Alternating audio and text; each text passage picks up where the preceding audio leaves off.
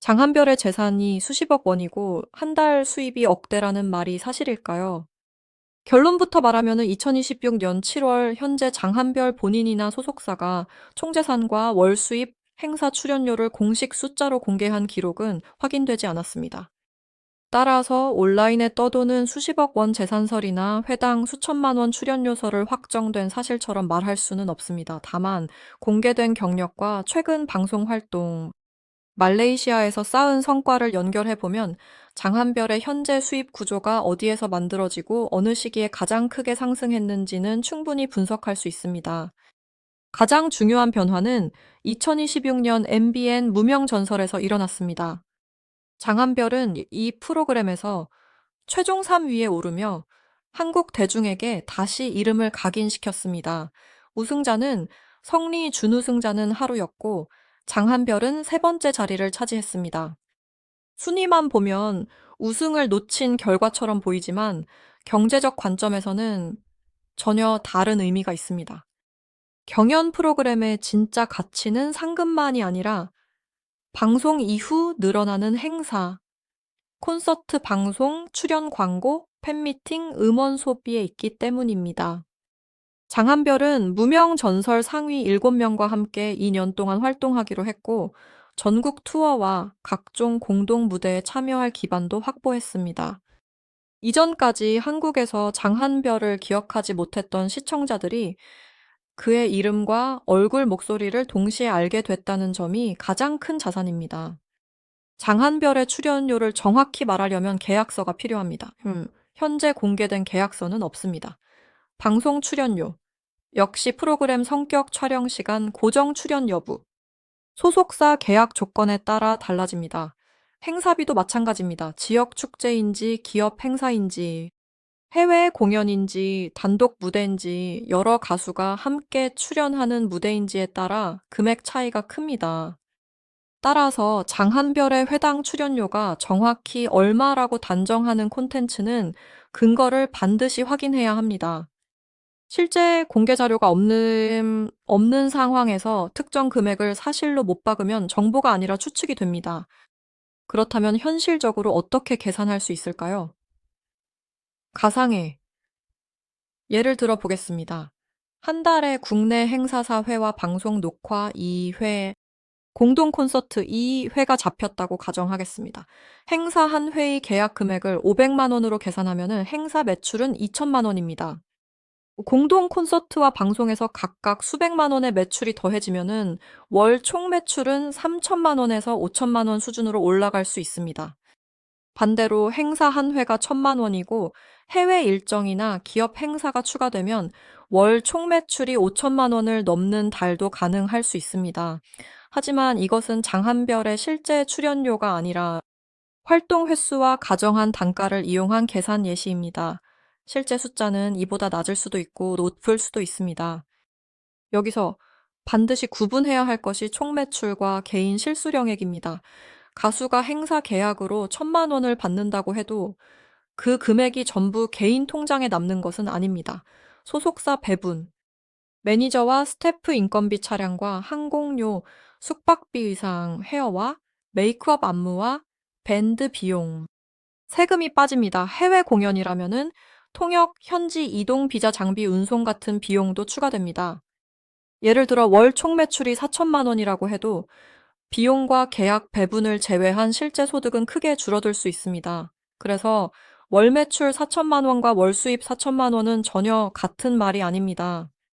장한별의 경제적 가치를 이해하려면 2011년으로 돌아가야 합니다.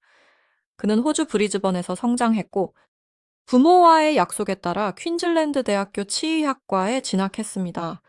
안정적인 전문직의 길이 열려 있었지만 음악을 포기하지 않았습니다. 결국 학업을 멈추고 한국으로 들어와 약 2년 동안 연습생 생활을 했습니다. 휴학 기간이 끝나자 그는 치과 의사의 길과 가수의 길 가운데 하나를 선택해야 했고, 최종적으로 치대를 포기했습니다. 그 결정 뒤 2011 연밴드 레드애플의 메인 보컬로 데뷔했습니다. 레드애플 활동은 장한별에게 무대 경험과 인지도를 줬지만 곧바로 거대한 재산을 만들어준 것은 아니었습니다. 그룹 활동에서는 수익을 멤버와 나누고 회사 비용도 정산해야 합니다. 장한별은 2017년 4월 서울 마포구 서교동의 공연장에서 솔로 싱글 멋 같은 러브 발표 쇼케이스를 열었습니다. 당시 그는 그룹 활동과 달리 솔로는 수입을 여러 명이 나누지 않아도 된다는 취지의 말을 남겼습니다. 이 발언은 솔로 전환 뒤 수익 구조가 달라졌다는 점을 보여주지만 당시 실제 월 수입이 얼마였는지는 공개하지 않았습니다. 한국에서 기대만큼 빠른 성공을 얻지 못한 장한별에게 결정적인 시장은 말레이시아였습니다. 그는 2019년 말레이시아 오디션 프로그램 빅 스테이지 시즌 2에 참가했습니다. 결승전은 2019년 10월 6일 말레이시아 샤알람에서 열렸고, 장한별은 한국인 참가자로서 최종 우승을 차지했습니다. 현지 참가자들과 경쟁한 외국인 가수가 우승했다는 사실 자체가 강한 화제를 만들었습니다. 단순히 한 번의 우승으로 끝난 것도 아니었습니다. 결승에서 부른 루카 단 바하기아는 현지 음원 차트에서 장기간 1위를 기록했고, 장한별은 2026년 6월 MBN 김주하의 데이 앤 나잇에 출연해 52주 연속 1위를 기록했다고 직접 밝혔습니다. 52주는 정확히 1년입니다. 한 곡이 1년 동안 차트 정상 기록을 이어갔다는 것은 단순한 방송 화제성을 넘어 현지 대중에게 이름이 정착됐다는 의미입니다. 장한별은 이후 말레이시아에서 드라마 음악 방송 공연으로 활동 범위를 넓혔습니다. 한국에서는 이름을 다시 알려야 했지만 말레이시아에서는 이미 오디션 우승자이자 인기 가수로 대우받는 반전이 만들어졌습니다. 이 해외 기반은 장한별의 출연료를 평가할 때 빼놓을 수 없습니다. 국내 행사만 가능한 가수보다 한국과 동남아시아 일정을 함께 소화할 수 있는 가수는 계약 선택지가 더 많기 때문입니다. 언어 능력도 수입과 연결되는 중요한 경쟁력입니다. 장한별은 호주에서 성장해 영어로 자연스럽게 소통할 수 있고, 한국어와 일본어 등을 활용해 방송과 해외 활동을 이어왔습니다. 아리랑 TV, 애프터스쿨 클럽 진행 경험도 있습니다. 해외 행사에서 통역에만 의존하지 않고 직접 관객과 대화할 수 있다는 것은 단순한 재능을 넘어 제작비 절감과 현장 진행 능력으로 이어집니다. 같은 노래를 부르더라도 현지 언어로 인사하고 인터뷰하고 방송을 진행할 수 있는 가수는 활용 범위가 넓습니다. 장한별의 재산을 추정할 때 음원 수익만 보는 것도 정확하지 않습니다. 음원은 작사가, 작곡가, 유통사, 제작사, 가창자에게 나뉘어 배분됩니다. 차트 1위가 곧바로 거액의 개인 수익을 뜻하지는 않습니다. 반대로 음원 자체의 수익이 크지 않더라도 장기간 차트 1위 기록은 공연 단가와 광고, 가치 방송, 섭외 가능성을 높일 수 있습니다. 장한별에게 52주 연속 1위라는 기록은 통장에 찍힌 한 번의 돈보다 더 오래 사용하는 경력 자산일 수 있습니다. 그렇다면 현재 장한별의 월 수입은 어느 정도일까요? 가장 정직한 답은 달마다 크게 다르다는 것입니다. 촬영과 행사가 거의 없는 달에는 수입이 급감할 수 있습니다. 반면 전국 투어, 지역 축제 방송, 해외 공연이 겹치는 달에는 수천만 원대 총 매출이 발생할 가능성이 있습니다. 무명전설 이후 인지도가 상승한 2026년은 이전보다 섭외 단가와 활동 횟수가 함께 올라갈 수 있는 시기입니다. 하지만 공식 자료 없이 월 1억 원이라고 말하거나 회당 3천만 원이라고 단정하는 것은 근거가 없습니다. 총재산 역시 마찬가지입니다. 장한별이 보유한 집, 건물, 예금, 주식 차량의 구체적인 목록은 공개되지 않았습니다. 말레이시아에서 국민적 인기를 얻었다는 사실과 거대한 순자산을 보유했다는 주장은 서로 다른 문제입니다. 높은 인지도가 있어도 활동 기간의 비용과 계약 구조에 따라 실제 축적 자산은 달라집니다. 반대로 공개된 부동산이 없다고 해서 재산이 적다고 결론 내릴 수도 없습니다. 확인된 것은 그의 경력과 성과이며 확인되지 않은 것은 개인 자산의 정확한 액수입니다.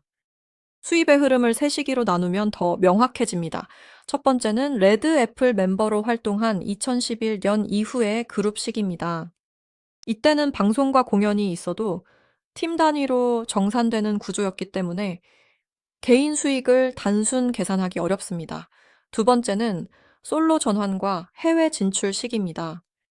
장한별은 한 인터뷰에서 약 2년 동안 활동을 쉬었고 2019년과 2020년에는 해외 활동으로 매우 바빴다고 설명했습니다. 바로 이 시기에 말레이시아 오디션 우승과 현지 공연이 겹치며 수입의 중심이 한국에서 해외로 이동했을 가능성이 큽니다. 세 번째는 2026년 무명전설 이후입니다. 이미 해외 성과가 있는 가수가 한국 방송을 통해 새 팬층을 얻었기 때문에 과거 활동의 경력과 현재의 화제성이 동시에 가격에 반영될 수 있는 구간입니다. 재산이 늘어나려면 높은 매출보다 안정적인 활동 기간이 더 중요합니다. 한 달에 큰 돈을 벌어도 다음 몇 달 동안 일정이 없다면 연간 소득은 제한됩니다. 반대로 회당 금액이 압도적으로 높지 않더라도 전국 투어, 방송, 해외 행사, 음원 팬미팅이 매달 이어지면 자산을 축적할 가능성이 커집니다. 장한별에게 중요한 것은 무명전설 직후의 한두 달이 아니라 상위 7명 활동이 이어지는 2년 동안 얼마나 꾸준히 무대에 서느냐입니다. 이 기간의 단독 콘서트와 고정 방송, 브랜드 광고까지 연결된다면은 수입 구조는 일회성 행사 중심에서 장기 계약 중심으로 바뀔 수 있습니다. 또 하나 눈여겨볼 부분은 한국과 말레이시아에서 인지도가 작동하는 방식이 다르다는 점입니다. 한국에서는 무명전설 3위라는 최신 성적이 섭외의 핵심 근거가 될 수 있습니다. 말레이시아에서는 2019년 우승과 52주 연속 차트 1위라는 기록이 여전히 강한 브랜드가 됩니다. 장한별은 같은 가수이지만 어느 국가에서 어떤 행사에 서느냐에 따라 홍보 문구와 출연 가치가 달라지는 독특한 위치에 있습니다. 이 이중 시장이 유지된다면 국내 활동만 하는 가수보다 일정 공백을 줄일 수 있다는 장점이 있습니다. 장한별의 진짜 가치는 숫자 하나보다 긴 생존력에 있습니다. 2011년 한국 데뷔, 2017년 솔로 활동, 2019년 말레이시아 빅스 스테이지 우승, 2026년 무명전설 3위까지 이어지는 시간은 15년에 가깝습니다. 치대를 포기하고 시작한 선택이 한국에서 곧바로 성공으로 이어지지 않았지만 그는 활동 무대를 해외로 넓혀 다시 기회를 만들었습니다. 그리고 말레이시아에서 얻은 성공에 머물지 않고 부모의 모국인 한국에서 인정받고 싶다는 이유로 다시 경연 무대에 섰습니다. 결국 장한별의 현재 출연료는 공개되지 않았고 월 수입과 총재산도 공식 확인된 숫자가 없습니다. 그러나 52주 연속 차트 1위 말레이시아 빅스테이지 우승 무명전설 최종 3위 이 년간의 상위 7명 활동이라는 네 가지 이력은 그의 시장 가치가 과거보다 높아졌다는 강력한 근거입니다. 앞으로 국내 전국 투어와 해외 공연이 얼마나 이어지는지, 단독 광고와 고정 방송이 추가되는지가 실제 수입 상승을 결정할 것입니다. 여러분은 장한별이 한국에서도 말레이시아에서처럼 장기간 정상의 자리를 만들 수 있다고 보십니까?